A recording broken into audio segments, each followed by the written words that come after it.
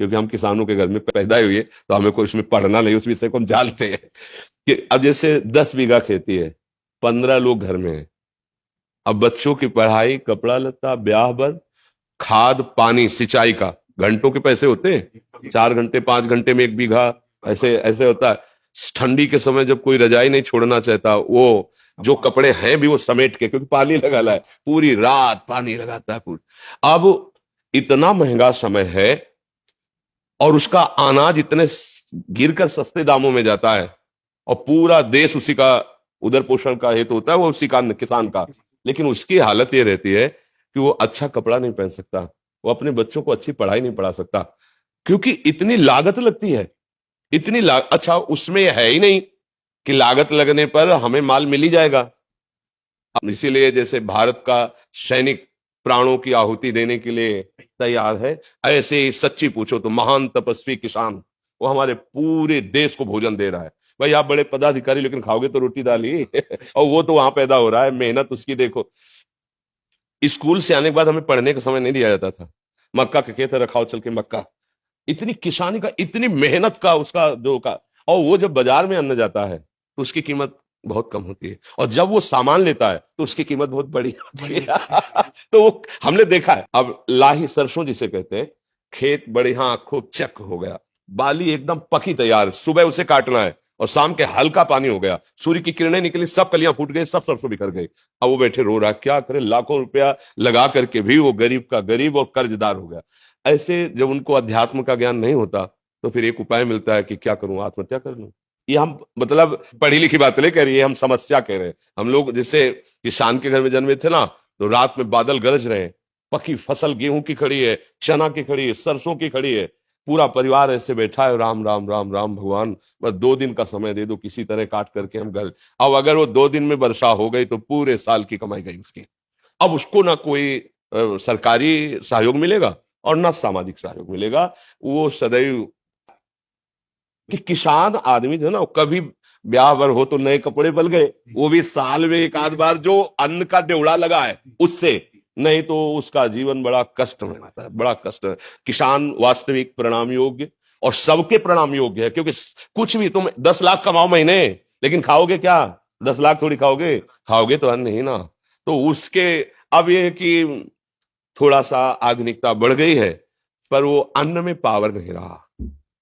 जैसे अपने लोग थे ना, 1 बीघा में 8 मन गेहूं होता था, 8 मन, क्योंकि उर्वरक डालने की सामर्थ्य भी नहीं थी, और उर्वरक निषेध भी किया जाता था कि अन्न पौष्टिक रहेगा। गाय का गोबर, वो जो गांव में पशुओं का एक वो बनाया जाता है ना, गोबर डालने का, हाँ, उससे फिर भर भर के बैलगाड़ी में खेतों में बिखेरा जाता। 8 मन हमारी। अब जो है 60 मन, 40 मन, 45 मन, पर उस अन्न में ऐसे केमिकल उर्वरक तत्व मिल गए कि वो हमारे शरीर को हानि पहुंचाते हैं, स्वस्थता नहीं सुरक्षित रह पाती। किसान का अगर सरकार से अच्छा सहयोग हो तो भले कुछ हो, नहीं तो वो आज अच्छा, खेती में जैसे आप बार बार उर्वरक डाल रहे हैं तो उसकी क्षमता कम हो रही है, भूमि की क्षमता कम हो रही है, वो अन्न फिर उतना नहीं उपजा पाए। अब वो जो केवल किसान है, जिनके लड़के बच्चे नौकरी कर रहे हैं, उनको तो ठीक है, खान पीने को खेती से हो गया और अर्थ है, लेकिन जो केवल किसान है, सच्ची मानो एक तपस्वी से कम नहीं है, भारी तपस्या का उनका विषय होता है। तो इसलिए उनकी तो हम वंदना ही कर सकते हैं, उनके विषय में बस यही है कि सरकार सहयोग करे, और तो मतलब अच्छा, अब जब पशु नहीं पालेंगे, क्योंकि अब पशु ना पालने का स्थान बनता जा रहा है, क्योंकि बैल से तो खेती जोतनी नहीं है, ट्रैक्टर से जोतनी नहीं है, तो बैल का तो मतलब नंदी का तो कोई सवाल ही नहीं रह गया कि कोई किसान पाले। क्यों पाले, मतलब समझो। अब क्या, अब बछड़ा होता था ना, तो एक हर्ष सा होता था किसान के, ये गाय माता ने बछड़ा दिया, अब ये आगे चल करके बैल होकर हमारे हल जोते। मतलब 8-10 गायें तो होती ही थी, उनका गोबर, उनका दूध, वो पौष्टिकता। पर किसान आदमी, अर्थ, जहां अर्थ की बात आती थी, वहां साहूकार सेठों के कर्जे की तरफ सोचना पड़ता था कि भाई अगर 1,000 रुपया लेना है तो फिर 20% में अब वो अगर मतलब 10 रुपए भी चाहता है तो उसे अनाज बेचना है।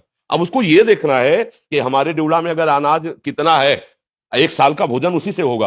अब वो बहुत कष्टमय जीवन हमने देखा है, मतलब उसी कुलों में पैदा हुए किसानों के, तो देखा है। तो किसान चूंकि अब इतना बुद्धि का वो फैलाव नहीं है, वो छल कपट और संसार, गांव के आज भी लोग हैं, मतलब आज भी है, आपको बताए, आप जैसे चले जाओ कोई परिचय नहीं है, और आप ऐसे कुछ जरा सा, तो वो एक दामाद की तरह आपका सेवन करेंगे। आओ भैया बैठो, चाय पी लो, भोजन पालो, और यहाँ चले जाओ कॉलोनी में, बगल वाले कमरे में कौन रहा है, कोई परिचय नहीं है, चाहे जितना रोए चिल्लाए कोई पूछेगा नहीं कि तुम क्यों रो रहे हो। और गांव में एक आदमी कष्ट में हो तो सैकड़ों लोग वहां खड़े हो जाके जाके। एक आज भी ऐसा माहौल है। किसान तो जैसे हमारे यहाँ पीछे देश में नारा लगाया जाता है, जय जवान जय किसान, तो इसलिए किसान तो सर्वोपरि है, उसके आगे मतलब आपको लगेगा कह रहे उसके आगे कोई नहीं है। अगर हम संत जन जिन्हें कहा जाता है, तो हम पैदा भी उन्हीं के घरों में हुए हैं और पले भी वही हैं और पोषे भी गए हैं और आज भी उधर वहीं से भर रहा है। आज भी उन्हीं के, अगर कोई भी है तो अन्न कहां से आ रहा है, किसान से तो आ रहा है, कोई ना कोई तो दे रहा है। बड़े बड़े परमहंस जो है भगवदानंद में डूबे हुए घरों में जाके भिक्षा, नारायण हरि लाओ भिक्षा दो, तो वो चाहे भूखा रह जाए पर उसको पवाएगा।